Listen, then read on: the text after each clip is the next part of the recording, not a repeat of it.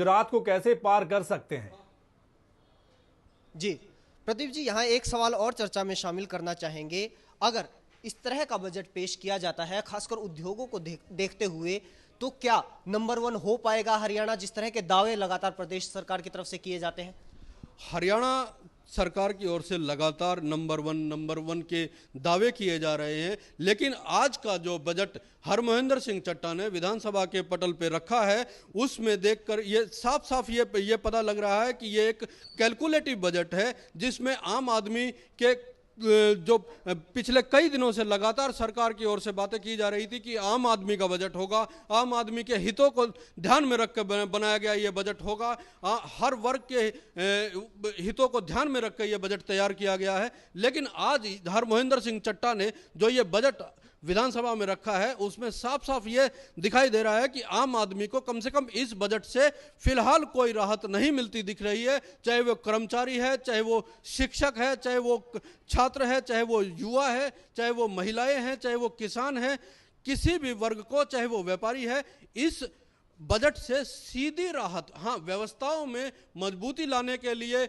अलग अलग व्यवस्थाओं में, चाहे खेल है, चाहे व्यापार है, चाहे इन व्यवस्थाओं में शिक्षा है, चाहे वो स्वास्थ्य का क्षेत्र है, चाहे ट्रांसपोर्टेशन है, इन व्यवस्थाओं में मजबूती लाने के लिए बजट में कुछ प्रावधान जरूर किए गए हैं। लेकिन जो आम आदमी ये चाहता था कि इस बजट में प्रदेश की कांग्रेस सरकार उनको सीधे तौर पर कोई ऐसी राहत दे जिससे उनको कुछ हद तक उनका जीना आसान हो सके, वो इस बजट में नहीं किया गया है। इसको आम आदमी का बजट प्रदेश सरकार कहती है। प्रदेश सरकार का कहना है कि ये आम आदमी का बजट है, आम आदमी के हितों को ध्यान में रख के बनाया गया, तैयार किया गया बजट है। लेकिन आज जो बजट विधानसभा में पेश हुआ है वो एक कैलकुलेटिव बजट है। ये एक सोच समझ के किसी तरह की राहत नहीं देते हुए, ना ही किसी तरह का अतिरिक्त बोझ डालते हुए बनाया गया बजट है। इसमें आम आदमी को फिलहाल कोई राहत महेंद्र नहीं दी गई है। जी सर्वमित्र जी जी बिल्कुल, लगातार यही कहा जा रहा है कि ये जो सरकार की ओर से तो यही कहा गया है कि आम आदमी और गरीब आदमी को ध्यान में रखकर ये बजट बनाया गया है, लेकिन लगता नहीं गरीब आदमी और आम आदमी को ध्यान में रखकर यह बजट बनाया गया है, क्योंकि कल का जो आम बजट आया था उसमें भी ये ख्याल नहीं रखा गया था, महंगाई कम नहीं हुई थी और आम आदमी को बजट से क्या फायदा होगा, क्योंकि जब जरूरत की चीजें हैं उनके रेट कम नहीं होंगे, महंगाई बढ़ती जाएगी।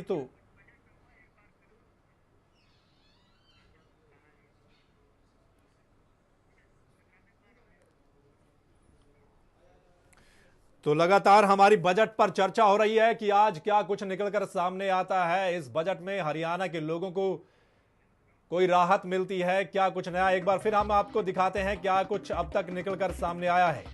शिक्षा के लिए 400 करोड़ रुपया, वहां पर सिंचाई के लिए 2240 तकरीबन 2241 करोड़ रुपए खर्च किए जाएंगे वहां पर। स्वास्थ्य सेवाओं के लिए, उद्योगों के लिए बहुत कम पैसा यहां पर रखा गया है और उद्योग विकास की धुरी होते हैं। सड़क निर्माण के लिए हालांकि काफी पैसा यहां पर रखा गया है और उम्मीद करते हैं कि सड़कें सुधरेंगी हरियाणा की। और गरीब परिवारों के शौचालय के लिए पैसे दिए जाएंगे और बीपीएल परिवारों को 30,000 रुपए का मिलेगा इंश्योरेंस। और SC/ST के कल्याण के लिए काफी पैसा यहां पर खर्च किया जाएगा। और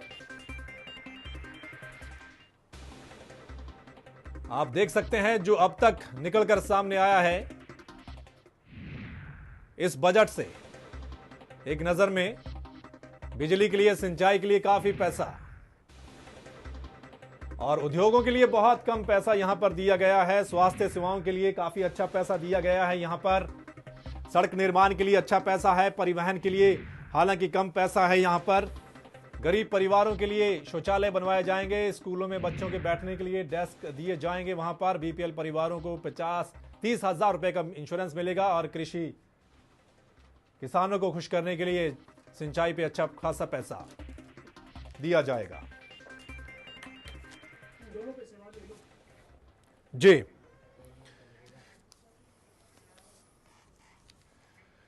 तो अब तक जो कुछ निकलकर सामने आया है हमने अपने दर्शकों को बताया। जिस तरीके से कोई नया कर नहीं लगाया गया है, लेकिन एक बात सामने निकलकर इस बजट में सामने आई है कि रेवाड़ी और झज्जर में इंजीनियरिंग कॉलेज बनेगा। चलिए इस पर चर्चा के लिए हम न्यूज रूम चलते हैं। हमारे सहयोगी महेंद्र हमारे साथ लगातार बने हुए हैं।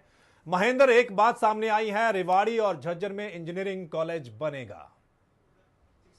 जी बिल्कुल, जिस तरह से लगातार भेदभाव के उस इलाके की तरफ से आरोप लग रहे थे मुख्यमंत्री पर, अब उसी इलाके में लगातार रैलियां की जा रही हैं, नई घोषणाएं की जा रही हैं और उसी की एक बानगी इसमें भी देखने को मिली है। इंजीनियरिंग कॉलेज बनेंगे रेवाड़ी और झज्जर में। प्रदीप डबास जी लगातार हमारे साथ बने हुए हैं। प्रदीप जी, उस नाराजगी को, उन आरोपों को दरकिनार करने की, कहीं ना कहीं नाराज लोगों को मनाने की कोशिश के अब रेवाड़ी और झज्जर में इंजीनियरिंग कॉलेज बनेंगे। मैं बता रहा हूँ, ये कैलकुलेटिव बजट है। ये बहुत सोच समझ के हर वर्ग को खुश करने की कोशिश है, लेकिन हर वर्ग को खुश हरमोहिंदर सिंह चड्ढा कम से कम इस बजट में नहीं कर पाए हैं। हालांकि इंजीनियरिंग कॉलेज बनाने की बात कही है झज्जर में और रेवाड़ी में। रेवाड़ी में इंजीनियरिंग कॉलेज बनाने की मांग, यूनिवर्सिटी बनाने की मांग लगातार उठ रही थी। यूनिवर्सिटी बनाने की घोषणा फिलहाल नहीं हुई है, लेकिन इंजीनियरिंग कॉलेज बनाने की बात आज हरमोहिंदर सिंह चड्ढा ने कही है। एक शिक्षा की जब हम बात करते हैं, उस शिक्षा के लिए इस बजट में करीब 250 करोड़ रुपए का प्रावधान किया गया है। 250 करोड़ रुपए उच्च शिक्षा पे प्रदेश में खर्च होंगे। उच्च शिक्षा के साथ साथ अगर हम बात करें क्वालिटी एजुकेशन की, वापस लौट के आते हैं, शिक्षा का तात्पर्य सिर्फ अगर इस बात से लगा के चले कि इंजीनियरिंग कॉलेज खोल दिए, स्कूल खोल दिए, कॉलेजेस खोल दिए, मेडिकल कॉलेज खोल दिए, लेकिन वहाँ पे व्यवस्थाएं दुरुस्त नहीं है, वहाँ पे साधन संसाधन दुरुस्त नहीं है, वहाँ पे कर्मचारी मौजूद नहीं है, वहाँ पे पढ़ाने वाले शिक्षक नहीं है, तो तमाम व्यवस्थाएं अपने आप में धरी की धरी रह जाती हैं। जी सर्वमित्र, घूम फिर कर बात वहीं पर आ जाती है। जो कुछ दिया जाता है, जो कुछ दावे किए जाते हैं, जो कुछ घोषणाएं की जाती हैं, उनसे लोग कितना जुड़ पाएंगे और वो लागू कितनी हो पाएंगी। जी महेंद्र, एक बात और सामने निकल कर आई है कि सोनीपत में लॉ कॉलेज का निर्माण किया जाएगा। क्या लगता है, क्षेत्रवाद के आरोप मुख्यमंत्री पर लगातार लगते रहे हैं और उनके खुद के नेता ये आरोप लगाते रहे हैं, लेकिन बजट में अभी ज्यादा कुछ निकलकर सामने नहीं आया। दक्षिण हरियाणा के लिए बात करूं, अंबाला कुरुक्षेत्र के लिए अगर हम बात करें तो वहां पर कुछ ज्यादा निकलकर नहीं सामने आया। तो किस तरीके से मुख्यमंत्री संभाल पाएंगे इन आरोपों को? जी प्रदीप डबास जी लगातार बने हुए हैं। एक सवाल और यहाँ पर और एक और चीज निकलकर सामने आ रही है, सोनीपत में लॉ कॉलेज बनेगा। झज्जर की बात हमने की, रेवाड़ी की हमने बात की, यहाँ पर इंजीनियरिंग कॉलेज बनेंगे, सोनीपत में लॉ कॉलेज बनेगा। जिस तरह से सोनीपत को सौतेला भाई बताते हैं सोनीपत वाले अपने आप को, रोहतक का, ये लगातार आरोप लगते हैं। अब जो वो इलाका है उसको कहीं ना कहीं टारगेट करने की कोशिश की जा रही है प्रदेश सरकार की तरफ से, खुश करने की कोशिश की जा रही है महेंद्र। खुश करने की एक जो नाराजगी, एक कजन ब्रदर का टैग जो सोनीपत के लोग अपने कंधे पे या अपने सामने लगा के बताते हैं कि हम लोग तो एक कहावत इन दिनों सोनीपत में प्रचलित है कि हम कजन ब्रदर हैं। हम लोगों की तरफ उतना ध्यान नहीं दिया जाता, इस क्षेत्र की सोनीपत के विकास की ओर उतना ध्यान नहीं दिया जाता जितना रोहतक या झज्जर की ओर दिया जा रहा है। उसके बाद जब मुख्यमंत्री के सामने यह बात जाती है या प्रदेश सरकार के सामने यह बात जाती है, तो सोनीपत के लोगों की नाराजगी को दूर करने के लिए तमाम प्रयास किए जाते हैं। मुख्यमंत्री का दावा था कि उन्होंने रेल मंत्री को पत्र लिखे हैं। हरियाणा सरकार अगर रेल मंत्रालय की ओर से कोच फैक्ट्री हरियाणा में लगाने की इजाज़त मिलती है तो हरियाणा सरकार उसके लिए ज़मीन देने को तैयार है। कोच फैक्ट्री जाती है गोहाना, सोनीपत के। लॉ कॉलेज बन रहा है गोहाना, सोनीपत में। सोनीपत में अब पूरा ध्यान सोनीपत की ओर मुख्यमंत्री भूपेंद्र सिंह हुड्डा का हम मान के चलते हैं, या प्रदेश की कांग्रेस सरकार का हम मान के चलते हैं कि जो एक कहावत प्रचलित हो गई थी कजन ब्रदर वाली, उस कहावत, उस नाराजगी को दूर करने के लिए कम से कम ये माना जा सकता है कि ये जो लॉ कॉलेज सोनीपत में है, शिक्षा किसी भी क्षेत्र में हो, कॉलेज किसी भी जी प्रदीप जी, लेकिन जो कैथल, कुरुक्षेत्र, अंबाला, इधर से भी इस तरह के आरोप लगते हैं। ये बजट बिल्कुल खामोश है इस इलाके को लेकर। इस इलाके को लेकर ये बजट खामोश है। बिल्कुल आपने सही बात की है। इस इलाकों को लेकर ये बजट अभी तक वित्त मंत्री साहब के पिटारे से, उनकी गुल्लक से कम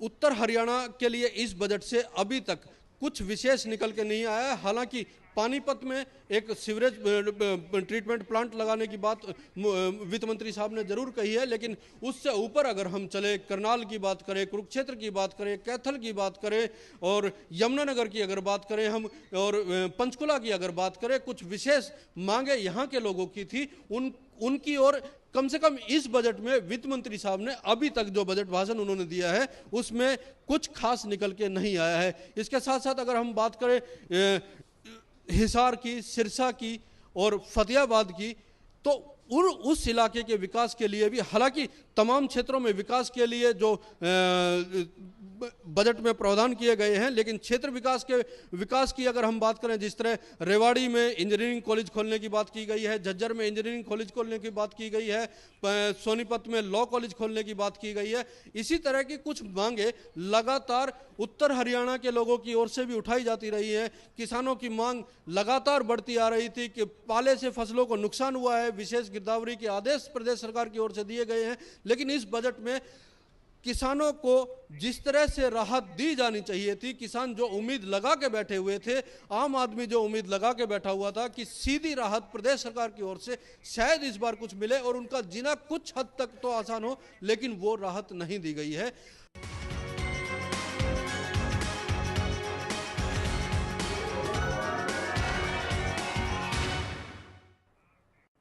चलिए एक बार फिर महेंद्र के पास चलते हैं, हमारे साथ न्यूज रूम से लगातार बने हुए हैं। महेंद्र, क्या कहें, अभी हमारे साथ जो रामविलास शर्मा है, बीजेपी के प्रदेश अध्यक्ष हैं, वो जुड़े थे। उनका कहना है कि ये तो एक सीए से तैयार करवाया हुआ बजट है और एक कंपनी का बजट मालूम होता है।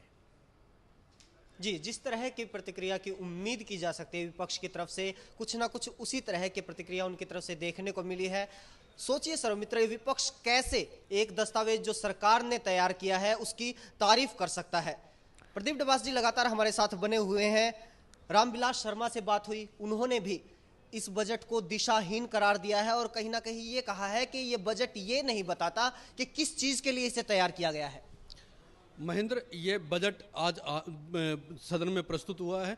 बजट की तारीख 1 तारीख कई दिन पहले डिसाइड हो चुकी थी। जब तारीख तय हो चुकी थी, बजट आज आना था, मुख्यमंत्री एक तरफ दावा कर रहे थे कि ये आम आदमी का बजट होगा, आम आदमी के तमाम हितों को ध्यान में रखकर, हर वर्ग के हितों को ध्यान में रखकर ये बजट तैयार किया गया है। और जब ये बजट आएगा तो प्रदेश के हर वर्ग को प्रदेश सरकार की ओर से, वित्त मंत्री की ओर से, वित्त मंत्री की जब गुल्लक खुलेगी तो हर आदमी को कुछ ना कुछ राहत देने की कोशिश की जाएगी। आम आदमी का बजट होगा, प्रदेश के विकास का बजट होगा।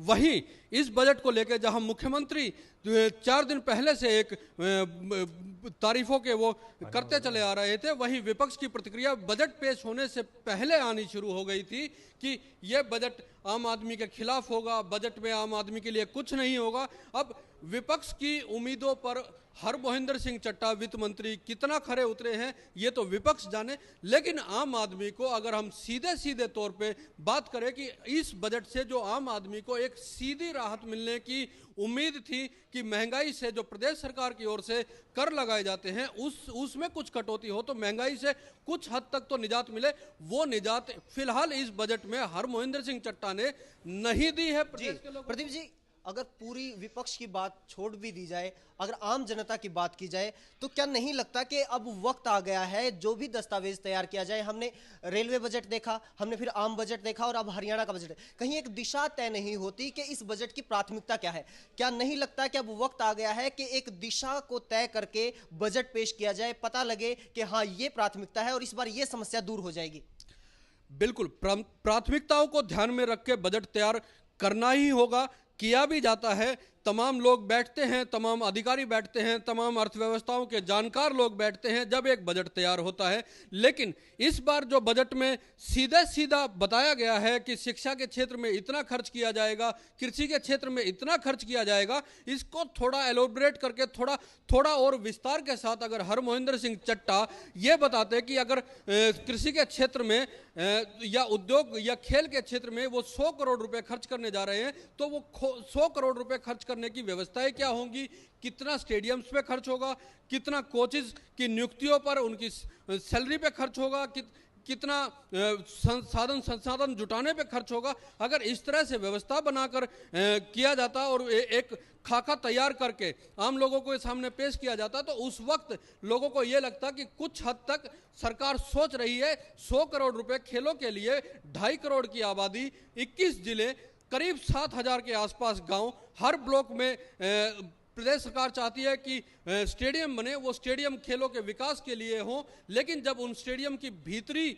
हकीकत हम जानने की कोशिश करते हैं, कई बार हमने दिखाया भी है, भीतरी हकीकत यह है कि बहुत से स्टेडियम ऐसे हैं जो बनना शुरू हुए लेकिन आज तक कई साल हो चुके हैं, पूरे नहीं हुए हैं। इसके बाद बहुत से स्टेडियम ऐसे हैं जो पूरे हो चुके हैं लेकिन उनमें साधन संसाधन नहीं।